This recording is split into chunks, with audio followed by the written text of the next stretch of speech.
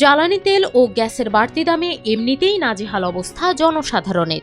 এর মধ্যে মরার উপর খাড়ার ঘা হয়ে দেখা দিয়েছে সরকারের চাপিয়ে দেওয়া বাড়তি বিদ্যুৎ বিলের বোঝা।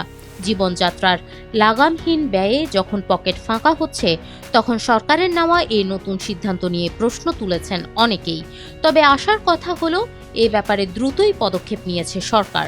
বিদ্যুতের দাম বাড়ানোর ২৪ ঘন্টা পেরোনোর আগেই আবাসিক খাতের ২ শ্রেণীর গ্রাহকদের স্বস্তির খবর দিয়েছে Bangladesh energy regulatory commission BERC। BERC এর নতুন সিদ্ধান্ত অনুযায়ী আবাসিক খাতে প্রথম ২ শ্রেণীর গ্রাহক আগের দামেই বিদ্যুৎ বিল পরিশোধ করবেন, গুনতে হবে না কোনো বাড়তি মূল্য।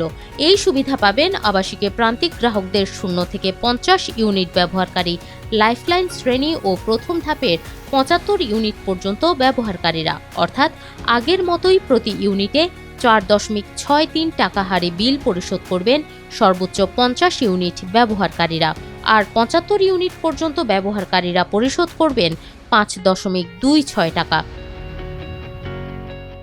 এর আগে ৩ জুন BERC বিদ্যুতের দাম বাড়ানোর যে ঘোষণা দিয়েছিল, তাতে সর্বোচ্চ 50 ইউনিট ব্যবহারকারীদের গুনতে হতো 5 টাকা 32 পয়সা, অর্থাৎ বর্তমান মূল্যের চেয়ে 69 পয়সা বেশি।